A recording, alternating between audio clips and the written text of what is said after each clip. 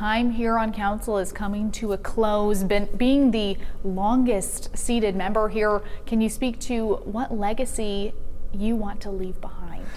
I don't know about a legacy, it's about service. You know, when I first ran in 2004, over 20 years ago, I said that I'm going to use my financial planning, education, and experience to help the city live within its means, just like every individual, family, and business must.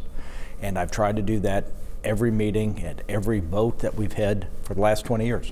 Yeah. And so what are some of those biggest accomplishments you can speak to that you're really proud of over your time of service? Well, over the time when I first came in here, I was the lone Republican. Now there are 6. And so that transition, I like to think that I can now leave. I've left the city in better hands than when I first got here. And I look at some of these accomplishments that have happened. You know, I look at public safety. We just had a rollout last Tuesday for our meeting, talking about all the fantastic improvements for public safety. That's one thing I have pushed. We got a new police headquarters that's coming in. We've increased pay for our sworn law enforcement officers. We've increased pay for our firefighters. Well, we're adding a new fire station to help make sure that we keep our citizens safe. Beginning fairly soon, we're even doing what I pushed for many years ago, was take-home police cars. Those are fantastic things. Also, I'm glad to see a school board that is actually demanding improving education. I look at, for these last 20 years, trying to improve the infrastructure and make sure we focus on things that are important to all our citizens, not just 1 square mile, but 50 square miles of the city, and try to come up with logical solutions. You know, I look and I drive on the road, Oddfellows Road, that interchange. And had I not pushed for that, it wouldn't have been there. And so now I drive that quite often. And you see how much traffic it alleviated off of Candler's Mountain Road, and it's used all the time to go into our industrial park. Another thing that I'm very delighted for, you know, is improving the economy. And years ago, me and another council member pushed for institutional zoning for Liberty University. They couldn't expand unless they went through all the bureaucratic red tape to put in another building or a new gym or this, that, and the other. And we pushed and got them institutional zoning. With that, you've seen what's happened over there. The proof is in the pudding. You see the expansion. You see the record number of students over there. You have all the economic development and growth that has happened because they were allowed to grow. We removed the regulation, we removed the burden, and they were allowed to grow and thrive, build beautiful buildings. Construction's happening over there all the time. The student body is growing. Sporting events all the time. Artistic events all the time, and that's another very happy for that achievement, because that benefits the entire city. Last year or so, pushed for finally actually lowering the tax burden on our individuals, families, and businesses, and that passed. And to where now you can see when the tax burdens are lowered, property is being developed, property is being redeveloped. It's not sitting vacant because the government is always just saying, hey, another tax on there, why improve it? Now we're seeing lots of great renovation. We're seeing lots of improvement to property. We're watching property values now increase. And that is what I've pushed for 20 years. And I'm glad we can now see that actually coming to light. We just had our audit by our Brown Edwards, and they showed our surplus. Yet again, another surplus that was double what was projected. A few years ago when I pushed for this budget and the tax rates, lots of people outside there, they protested. They said, oh, this is going to bankrupt the city, this is going to do this, that, and the other. But because, again, using my education, my financial planning, education, and experience, I ran the numbers and said, nope, we're actually going to still have a surplus. We're going to actually be able to do all the services that we want, and that happened. And we just saw the proof in the pudding again last Tuesday, where we saw yet again another record surplus. Our general fund was about double what it was projected to be. And so specifically, you've been representing Ward 3. Could you speak to any fond memories you have of that ward and what it's meant to you to be the voice of Ward 3 over this past time? When I first came in 2004, they had just done a citizen survey. And I remember our mayor at the time, Carl Helgeson, said, what in the world? well, why is Ward 3 so distraught? And with that, it was because of the high burdens, the high regulation, not protecting neighborhoods, not protecting single-family neighborhoods. And I've worked to represent them and been elected overwhelmingly, had lots of opponents. And this last time, I passed the baton, and even though people didn't really know my replacement, I've known him, and I've known him for 30 years. And the citizens in Ward 3 said, Jeff, if you think he would be a good replacement for you, we're sad to see you go, but we'll do what you say. And he came out of nowhere and overwhelmingly elected 65% of the vote. So the citizens in Ward 3 that I've represented for decades have appreciated it, and I appreciated being a servant for them. Yeah. And Ben, for these next few questions, do you want to just do a video of me asking them? Yeah. With my phone. We're getting all our media things together. Is that the right way? Okay, yeah, perfect. Okay, perfect. So, Councilman, if you had to give a piece of advice to the still members of council who are going to continue on, what would that be? The advice is represent the citizens of your ward, of Lynchburg, to the government. Lots of times people get in government and they think their job is to represent the wishes of the bureaucrats, the wishes of the government to the citizens. That's not the way it is. We represent the wishes of the citizens to the government. And we do that sometimes vociferously because that is our client, that is who we serve, that's who we represent, and we fight to make sure that their voice is heard. Yeah. And do you have any thoughts on, there has been some infighting over the last 2 years. If you could do anything differently, would you have? Well, I mean, when you try your best to make sure that you get, and I worked on making sure we had Republicans elected that they, told me they're conservatives, and I helped get them elected. Sometimes in politics, sometimes people think it's about them as opposed to the actual citizens or about the actual job of real service. And so with that, it's been disappointing, of course. Sometimes people, their ego gets involved, and that's where you sometimes see that little personality conflict, which isn't a good thing because, these last 2 years should have been the easiest. These next 2 years should be very easy. Provided everybody up here behind this dais recognizes their job is to serve the citizens, serve the taxpayers, serve the businesses of Lynchburg, not serving the bureaucrats. And so would you have then handled the situation differently if you could have gone back, or would you have kind of done the same? Well, all you can do is what you can do. And so, again, I'm glad that I went from, one Republican, the lone voice, to now 6. Hopefully they'll, come together and come up with really good solutions.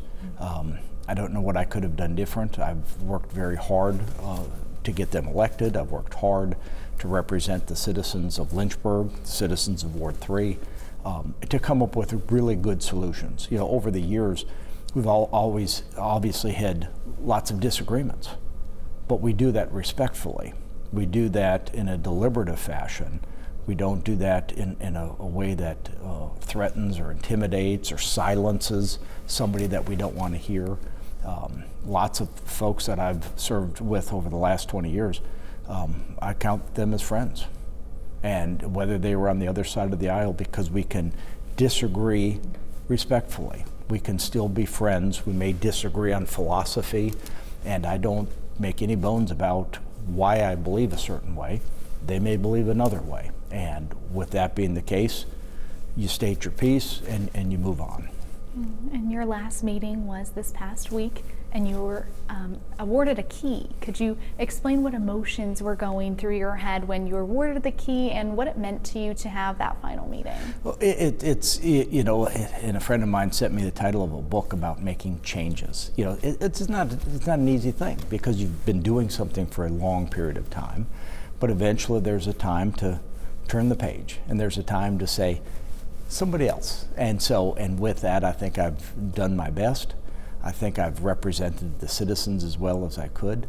I was delighted to see so many people got up and spoke and said thank you. I mean, that means a lot.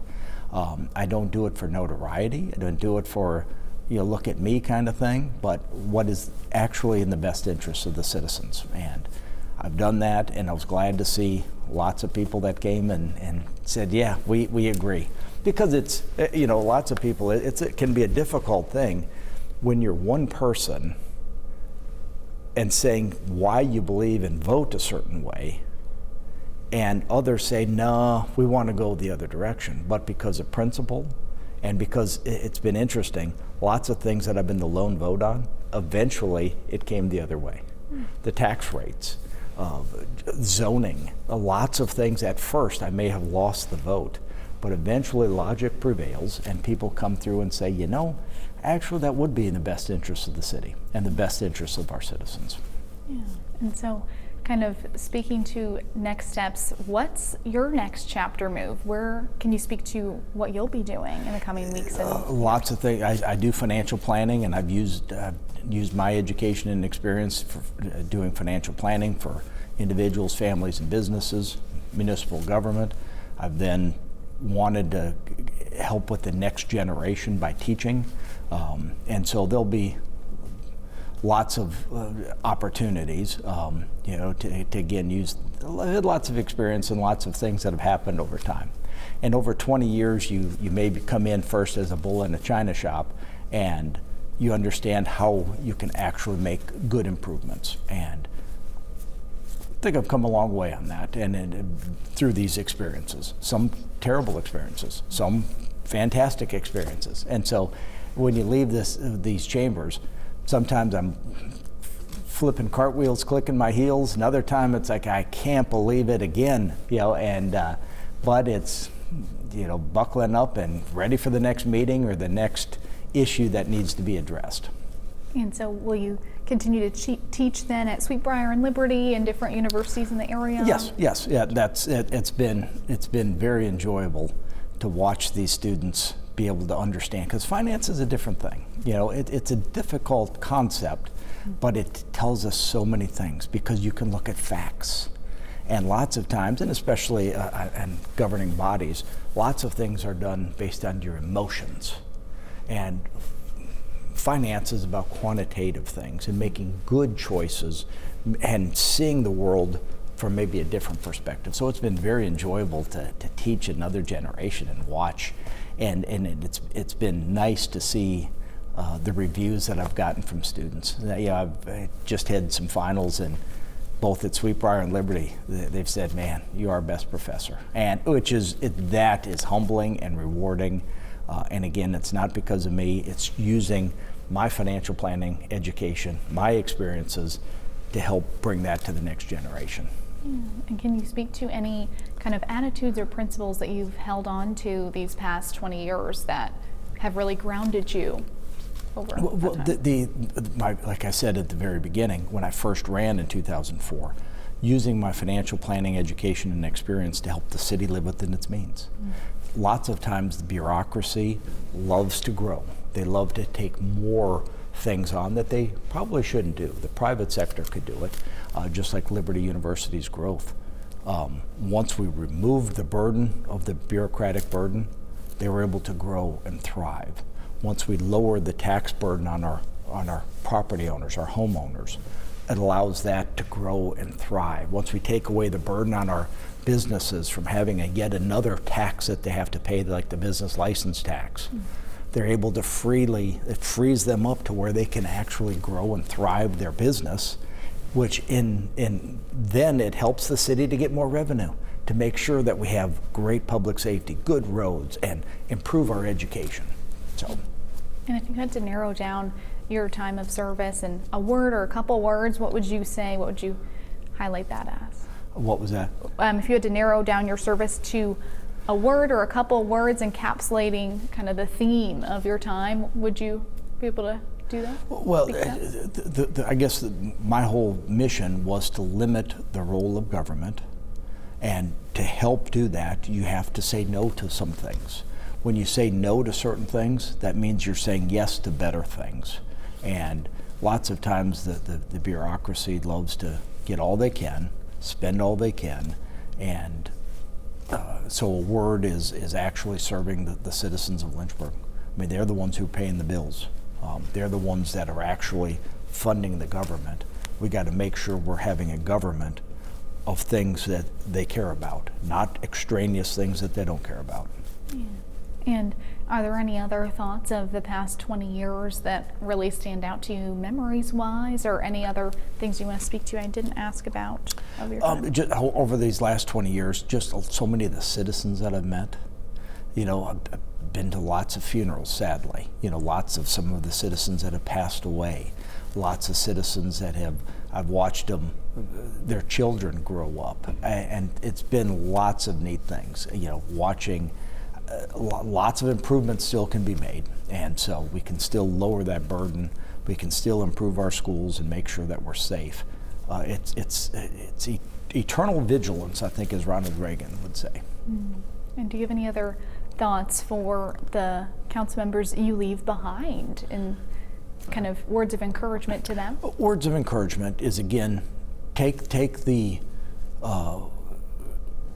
camera away from yourself. And it's not about you. It's about the citizens that we serve. And with that, that means you should be grounded in your philosophy of government.